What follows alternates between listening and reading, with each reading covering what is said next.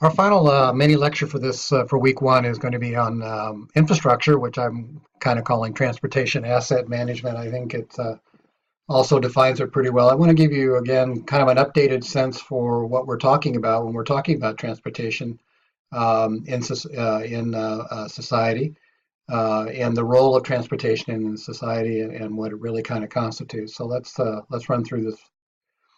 Okay, we're looking at an economic value. This is all 2017 data. This is an economic value of roughly $8 trillion is the estimated value. Of that, the public owns about roughly half of it. As you know, certain carriers own their own right-of-ways and so forth and so on, but highways and streets, transit, airports, seaports, all these things are generally owned by the public.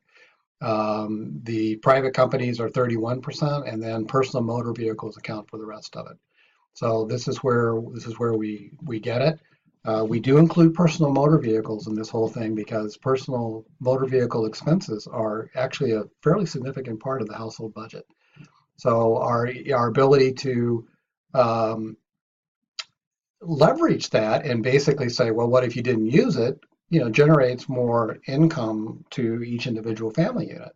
So there is a definite trade-off here between personal motor vehicles and things like public investment. So like transit, publicly held transit facilities, um, uh, commuter railroads, and things of this type. And the more urbanized we become, the more those solutions should start to appear and are. Even though transit ridership has remained relatively stable, um, there at some point in time there will be a shift, particularly as it gets to things like autonomous vehicles, when all of a sudden you don't have to worry about uh, that drive time. You can work if you choose to, or sleep, or drink a cup of coffee, or read the Wall Street Journal, which is the beauty of the commuter railroad from personal experience. So based on the current report, we have 4.2 million road miles. We have 19,000 public and private use airports. We have these many miles of freight and passenger railroads, 25,000 miles of navigable waterways. This includes the coastal waterways, and 2.7 million miles of pipelines. So it's quite an extensive network, and it's all usable, which is kind of different than what you see. Certainly, you see uh, all these different kinds of modes do play a role in other advanced economies, but it's an important part of this economy, and how we arrived at where we arrived was our ability to develop these kinds of networks. So these are called networks, as you remember. So it's structures, personnel, um, networks, uh, and that's what drives this whole thing. So as a result of this, as we just spoke about, we get this workforce mobility. We get this growth in suburban areas, which increases land and property values and allows people to visit each other really without thinking. It's not, we think in terms of time now. We don't think in terms of miles. We think in terms of time. So it's a different variable that we kind of look at in this whole thing. Transportation is 9.6% of U.S. GDP. It's 1.2 trillion in purchases and investments, 12 million jobs. It's 9% of the labor force. Transportation expenses. Here's this number: 17% of annual household expenses is in transportation. That is your cars, um, or your trucks, or whatever it is. So this is a huge amount of income that's being spent on transportation at the family unit level. And if we can lessen this burden through alternative forms of transportation, then this becomes disposable income in different areas. There's already disposable income, but the disposable income could move from perhaps services such as paying a auto loan to buying a good. So transportation is 70% of all petroleum consumption and 26% of all greenhouse gas emissions. So these numbers are being challenged now through regulation and world agreements. One of the things that first of all, there's a lot of time and effort going into alternative fuels. So there are some very strong studies that suggest that uh, LNG, liquid nitrogen, and liquid natural gas, sorry, and hydrogen can play a key role in long haul um, transportation. The other thing is solar for shorter distances. We don't have, but the batteries are becoming much better as a result of the current focus on electric cars, which will happen undoubtedly before we see level 5 autonomy. Um, we'll start to see electric cars. We'll see some of this autonomous technology go into those electric cars because they're going to kind of develop what looks like concurrently. So I think there are some rules that apply in the ocean world, which is a huge emitter. They're going to a low sulfur fuel at the end of this year, which is going to raise the cost.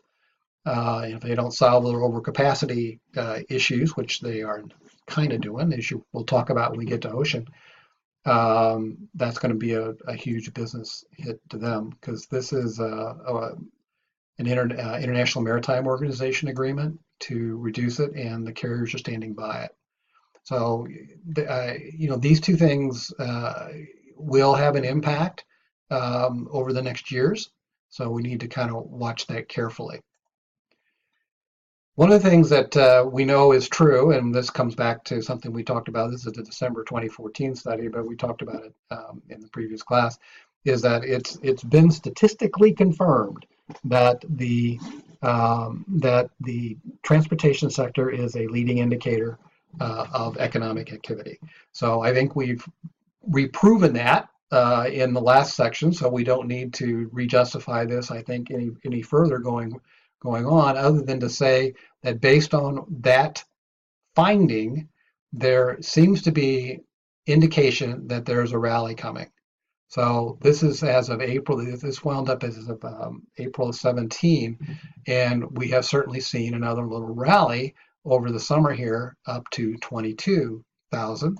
And so a rally in the Dow has to be accompanied by a rally in the Dow transports, and the Dow transports reflect that before the Dow reflects it, and that's exactly what happened here. So as there's highs in the transport index, you can look at, and the beta would tell you that there's going to be a high in the Dow as the transportation index goes up. So this again, here it is. So something to keep in mind. Something to keep in mind and something to watch is where does this go? And as we see changes or these changes kind of come across in the press, I'll put them into some of the articles, the briefing articles, so you can comment on them if you choose.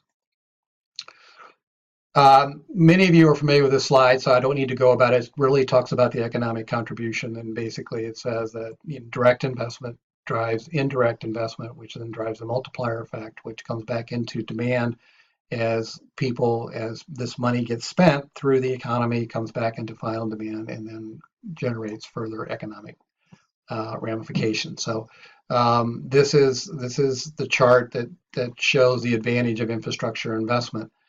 And of course, this was talked about heavily during the campaign. It has not happened.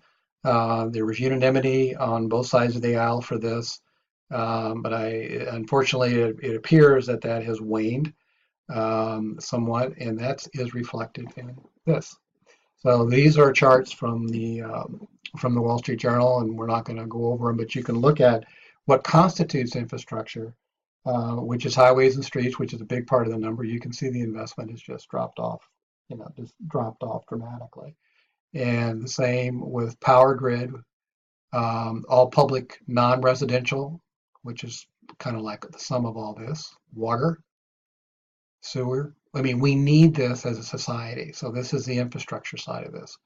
And you can see that the investment has dropped off, and that is the impact on GDP. That's the impact we're talking about.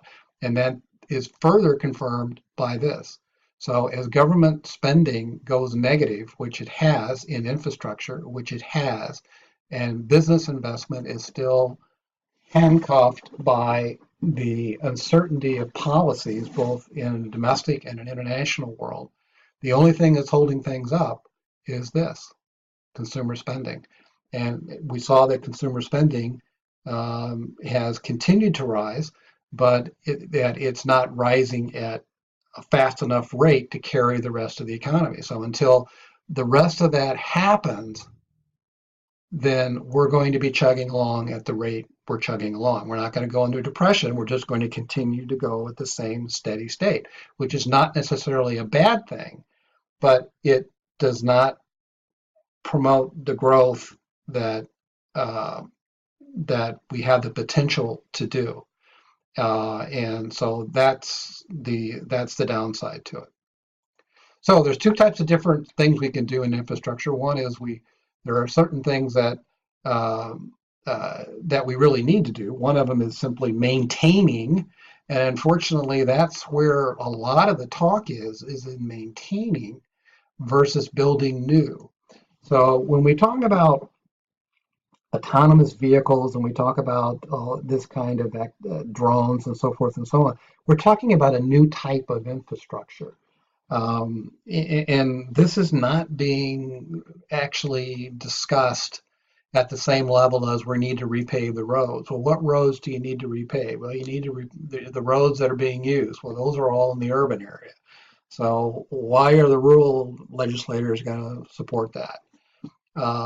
So you have these political, yeah, this is a political type thing. And if you remember, we did speak a little bit about whether or not 50 states are really able to adequately and appropriately make spending decisions other than for purposes that serve their state, but does not necessarily serve a region.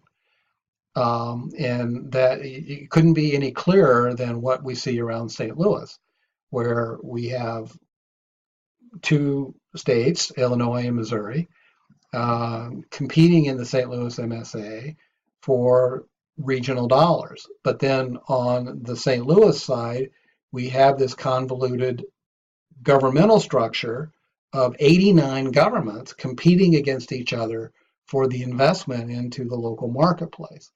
So the fact that Amazon is going into Hazelwood is not going into St. Louis, it's going into Hazelwood because Hazelwood offered it, of all the various municipalities that Amazon contacted, offered it the best deal.